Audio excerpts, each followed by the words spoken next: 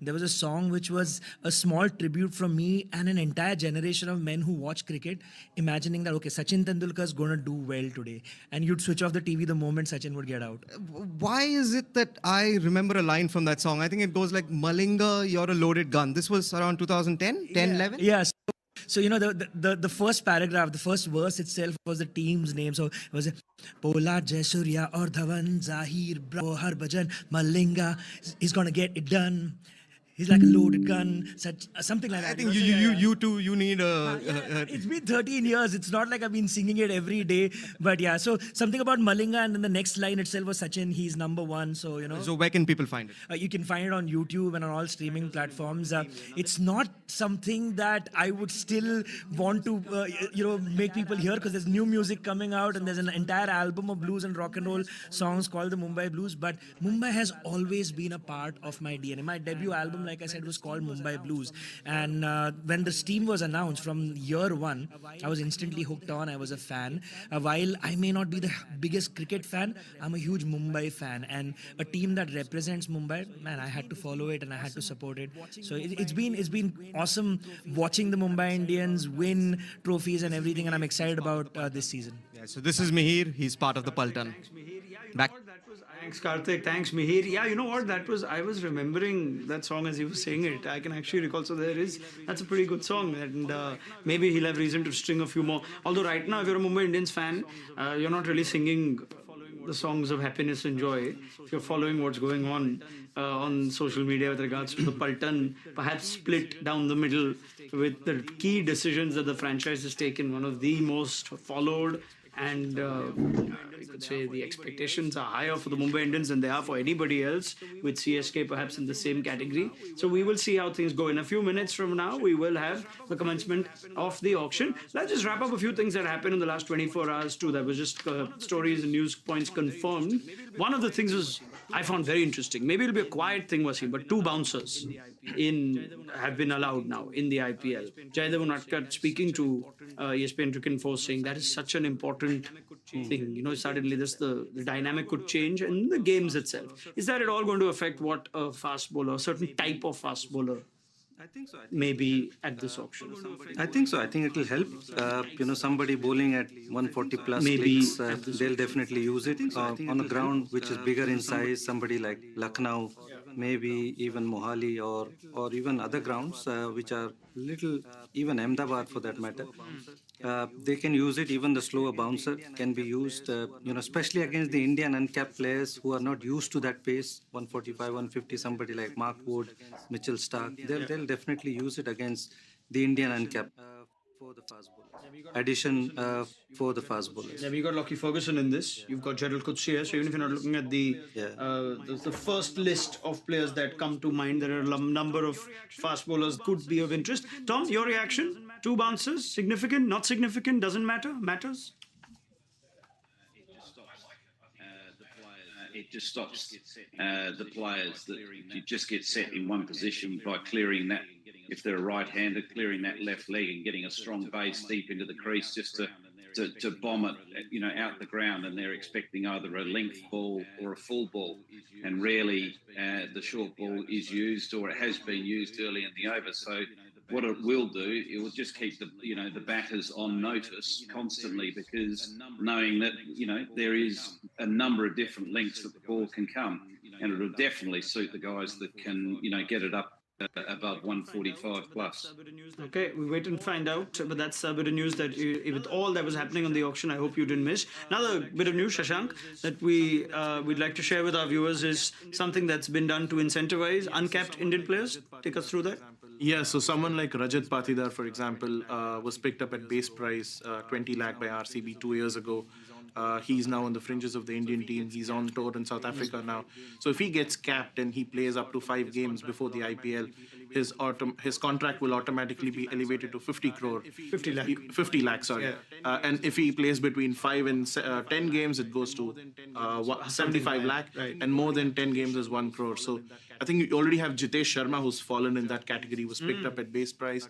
Punjab Kings, he's played in the T20Is against Australia, played the Asian Games, now is on tour in South Africa. So if he plays more than 5 games, he sees his contract fee already more than just doubled. So that's a good incentive to have for the domestic players, especially those who go on to play for India between the 2 seasons. So that's a good rule that they've brought in this time around. Yeah, brilliant. That's nice to see. And it doesn't affect the purse of the franchise. Yeah, it doesn't affect the purse.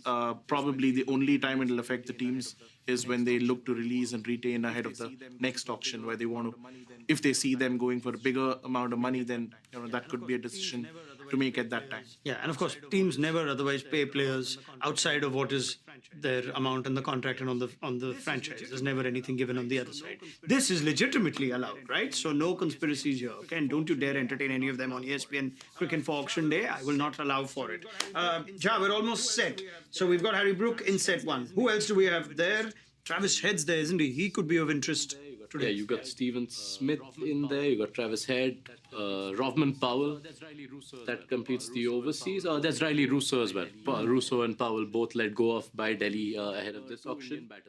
And we've got 2 Indian batters there. The only 2 capped batters, Indian batters in Manish Pandey and Karun Nair. And we're gonna have to wait and see if Manish Pandey, Karun Nair get interest initially, come back later on. We have about 10 sets that we'll get through before there is an accelerated round. Now the auction is almost here. Let me just run through what the ESPN Cricket Info team predicted ahead of the auction, because today someone's going to feel very good about their predictions and a lot of others aren't.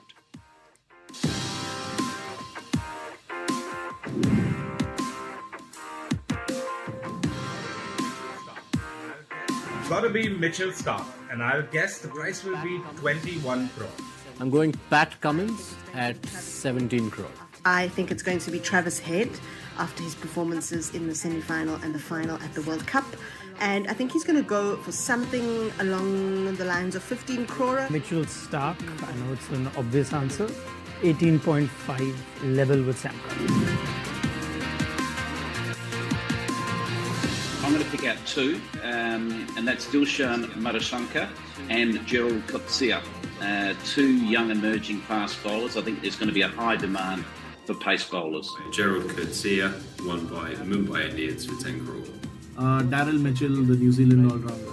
I'll go with Harshal Patel. Surprising because you'd think he's tapered off a little and not been in the reckoning, let go of by RCB. But lots of teams need Indian pace bowlers. South Africa's Gerald Coetzee. Harry Brook. I think this season he could go for a lower price but still be very good in the IPL. It's going to be between Afghanistan's Ibrahim Zadran or South Africa's Reza Hendricks. New Zealand's Daryl Mitchell or Afghanistan's Azmatullah Omarzai. Tristan Stubbs, I think he'll be worth a lot more than what any side will pay for him. Daryl Mitchell won't be sold for as much as he's worth. Tabriz Shamsi from South Africa. I'm going to say Rovman Powell, who may not have the attraction from franchises because of his challenges previously with Delhi, but he's a much improved player. He's the T20I captain for the West Indies. Gets picked up at a budget, will actually have an impact. Manish Pandey, I think he will fit in perfectly as a replacement for someone like Raidu at CSK, and for him to have a great season. I hate to say it because he's a fellow countryman, but I think Steve Smith is going to go unsold. Steve Smith. Steve Smith. Steven Smith. Steve Smith. Sunrisers Hyderabad will buy Rachin Ravindra. His dad played a little bit of club cricket in Karnataka, so I think it would only be fair if he went to RCB. If Gujarat Titans don't get Starc, I think they'll get Rachin Ravindra because they need some firepower in that top order with Kane Williamson's T20 form quite untested for a while. SRH. But here's a hot take. I don't think there'll be a bidding war for Rachin Ravindra as many have been predicting. I think eventually he'll end up at the Titans. Delhi Capitals, I think they need someone in the middle order, and it's looking a little shaky at the moment. He can also open the batting. Prithvi Shaw coming back from injury, so he'll sit right well there on the Kotla pitch with his bowling and also with his batting. CSK might win the race. KKR. They need a fast bowler and they'll break the bank for him. I think the Delhi Capitals will be the team that will want to get their hands on Mitchell Starc. Gujarat Titans, Hardik Pandya is not there to bowl pace anymore, and they need a backup overseas bowler for Josh Little. I think CSK and SRH are going to be the last two bidders for Stark, and eventually he's going to go to the Super Kings. RCB. Yeah, we've gone through some of those points already, and now that it's getting closer and closer, some of us are feeling like, what did we say? Why did we say that? That's the kind of feeling we've got, right? Official proceedings are already underway in Dubai. The auction for the IPL 2024 is soon going to be upon us. A touch of history tied with it as well, as the excellent Malika Sagar will become the tournament's first female auctioneer. So we look forward to what could be a serious amount of headline making, money making in the first couple of sets too. Just as we run through the purses, to keep in mind, 38.15 Gujarat, Hyderabad 34, Kolkata 32 and Chennai 31. That's 4 teams in excess of 30. Punjab following with 29, but they don't have a lot of work to do, so that's a good advantage to have. Delhi have some work to do. They're in a similar space. And how good is it to see Rishabh Pant at the auction table? We are all eagerly awaiting the return of Pant, which could very well be at the IPL. Who knows, maybe even sooner if his fitness boxes and his rehabilitation is in order. And Bangalore, Mumbai, Rajasthan, Lucknow wrap it up. Pant present at the auction. Nice for the fans, nice for Indian cricket, world cricket. He's at the auction table today, Wasim? Yeah, I think it's nice to see him.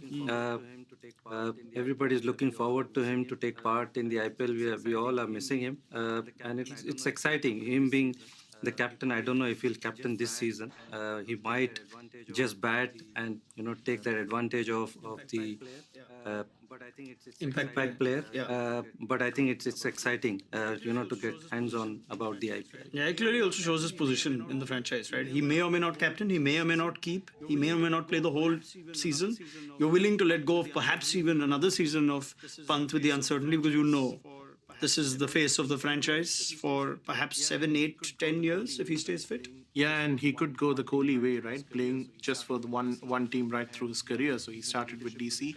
And yeah, he's in a leadership position now. Ricky Ponting has been in touch with him right through the World Cup. We saw so many glimpses of him chatting with Rishabh Pant when he was in Bangalore during the World Cup matches on commentary, where Rishabh has been here for the last 8 months. So yeah, big position for Rishabh to be there at the auction table. And yeah. I'm trying to just recap. You guys can help me here. How many captains have been present at an auction table? I know that I think MS in one of the earlier seasons was at an auction table. I could be wrong though, very early on. I think Shikhar Dhawan at the time has been present when he wasn't really being called. Gotham was Daniel Vettori was there when RCB. Vittori was there, all right. Yeah, that's a good one too. I wonder if R. Ashwin was also present at a time where he was leading either Punjab possibly. But Tom, the question asks itself: is it a benefit to have the captain at the table, or does it add to the voices? I think it's nice to have the captain there, but what's the most important thing at an auction table is that everyone has a clear role, and that applies when there's no pressure and when there's an enormous amount of pressure. The role clarity around, okay, we've got our strategy, we've got mapped out exactly how we want to go about this auction. We don't suddenly change that strategy under pressure, and you don't have other people coming in and overriding what you've set up from a structure point of view, decision-making point of view. And that is the challenge that most tables have, is that emotion, kicks in, and suddenly you don't want to see another franchise get a particular player that you're keen to get. So you go 10%, 20% over budget, and then that throws your whole auction to pieces. All right, well, keep an eye out. Conversation leads to the table, what that leads to in terms of bidding. But yeah, as we are almost set, what have you got for us, Jha? Yeah, they'd want so much of that information of how fit he is. I mean, we still don't have confirmation of, if Pant comes, what version of Pant, can he keep, can he not? Some murmurs around that he may play only as a batter, and that affects Delhi's auction so much, because if you look at that squad, there's only Pant and Abhishek Porel as wicket keepers. Then you start looking for a wicket keeper. There aren't too many domestic wicket keepers. If you look for an overseas keeper, how do you balance so many overseas batters, and what happens to your bowling attack? So that 29 crore, you feel Wasim will have have to be spent very shrewdly given the makeup of Delhi's squad right now? Yeah, and on top of that, the wicket they play there, it's a very tricky one. They let go of Phil Salt, another keeper, so they have to look out for that part as well. And like we mentioned, they have to fill in few important spots. And they've got Saurav there, who's taking keen interest. So it will be interesting to watch. Yeah, he was there at the WPL auction as well.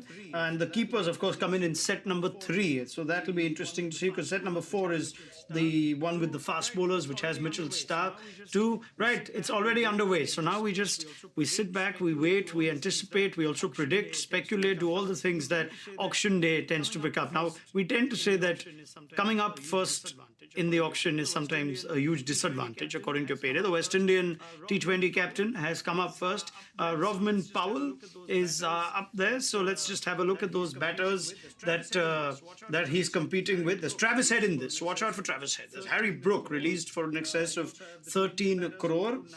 You also have the 2 Indian batters in Karun Nair and Manish Pandey in this. Steve Smith, we'll wait and see if there is indeed interest. It seems unanimous across our board of correspondents that you will not get Steve Smith a bid. And Rajasthan and KKR are both interested in Rovman Powell. So let's think of these franchises. Rajasthan let go of Jason Holder.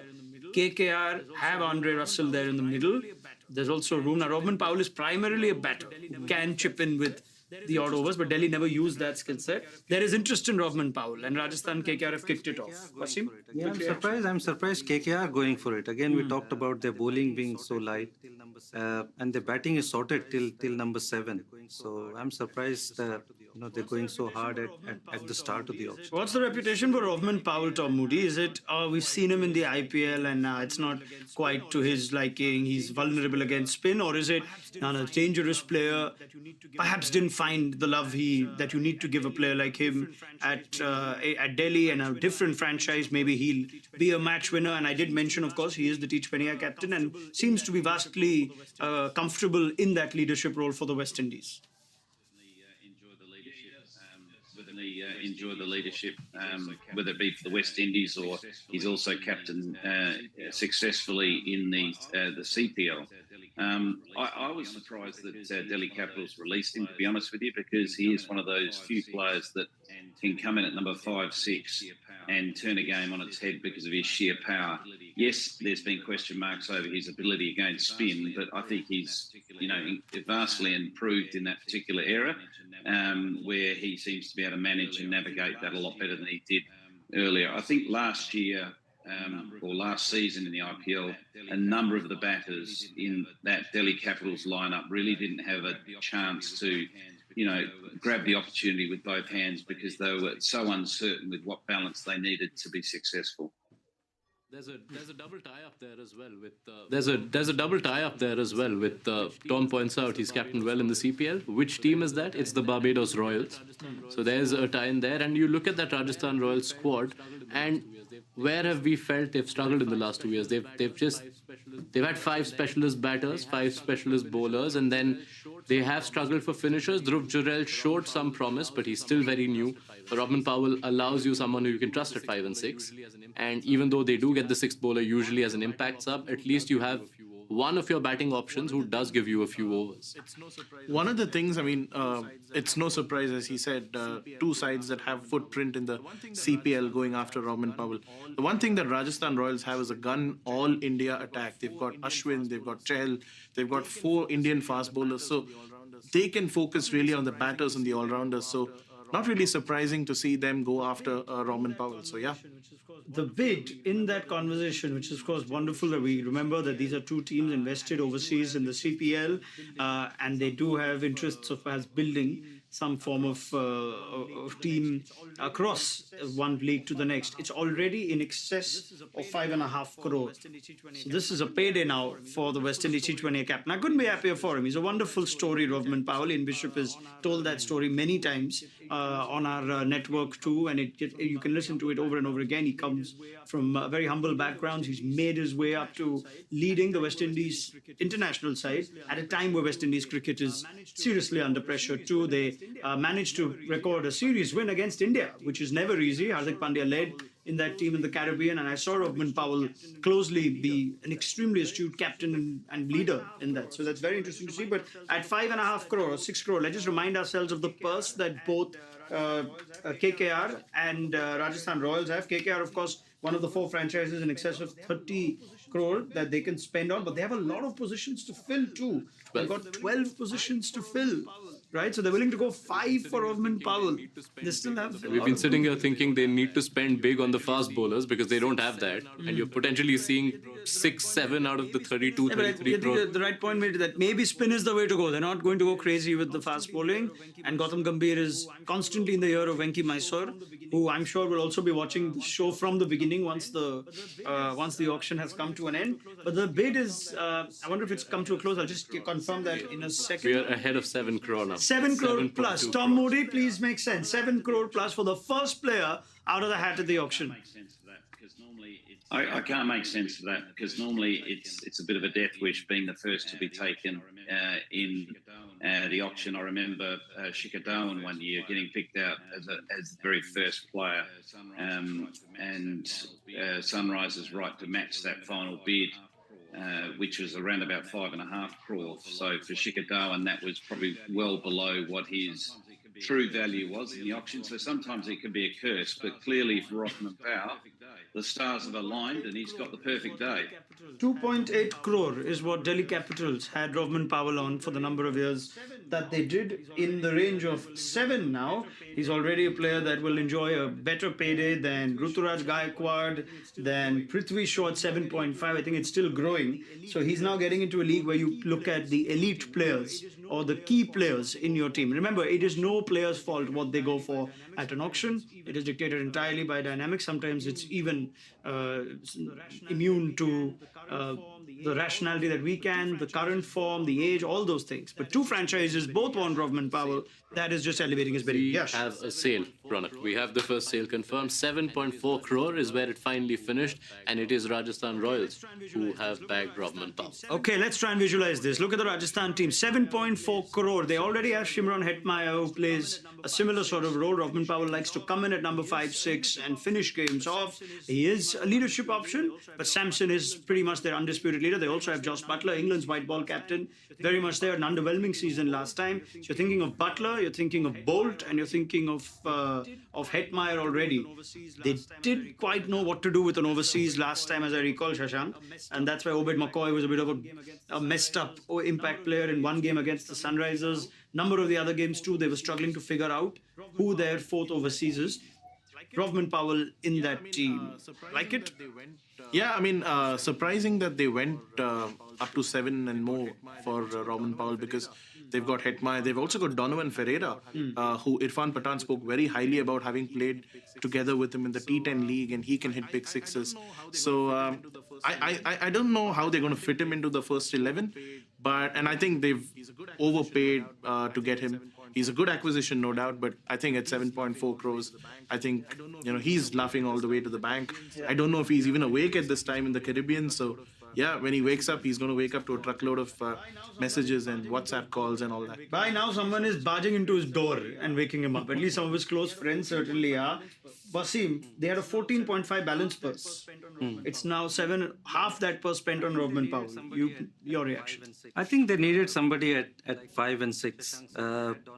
Like Shashank said, they had Donovan Ferreira, but I don't know if they trust him to play in this condition.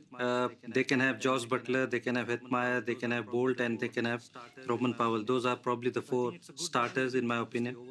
So I think it's a good buy, a little obviously overpriced, but I think it's a good buy for Royals. Tom Moody, 7.4 crore to the Royals. We've mentioned the overseas players. Your reaction? I think it's good fit, but I think that's 7.4 crore. I think Rajasthan will look back in the auction and look at other players with similar skill sets that they could have got at base price. Look, he's a dynamic player, but to me, I wouldn't have certainly gone that hard when I only had 14.5 crore at the beginning of the auction. All right. Well, the auction is very much underway. I remember Rovman Powell's perhaps his best game came against the Rajasthan Royals, against Obed McCoy, in a game that turned out to be high on tension when Praveen Amre had to walk onto the field and took a ban as a result of it. Rishabh Pant was livid at a non-no ball call. That was perhaps one of those days that we remember because of the craziness of the game. And now Rovman Powell will see himself in Rajasthan Royals colours. So big payday, 7.4 crore. That's the first buy at this year's auction. We will be coming to Harry Brook as well now, as he's popped up to see what Brook's price is, whether it's affected by what happened in last year's IPL with the Sunrisers Hyderabad. I stayed this year. We're still in December, remember. So let's just have a look at some of those remaining purses. Let's have a look at those squads too. Rajasthan Royals. Rajasthan Royals is an important team. They've picked up Rovman Powell.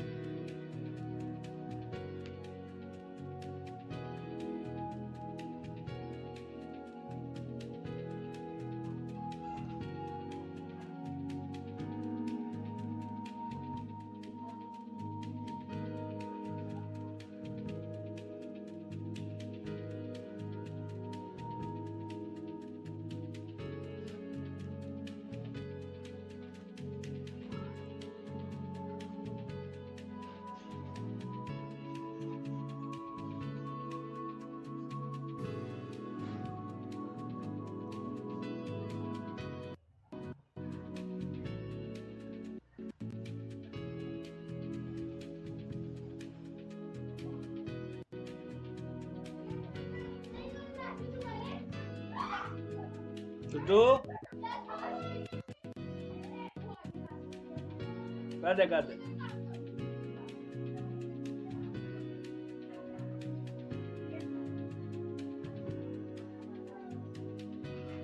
The Hyderabad team at 360. Well, on ESPN Cricket for Auction Day, we are going to be with you right through the day as the IPL franchises bid and complete their squads. And Rovman Powell, already a surprise. What can this day give us? It started in the form of what we think is a slightly overpriced buy, but an excellent player nonetheless. And Rovman Powell goes to Rajasthan for 7.4 crore. The franchise that let go of him, the Delhi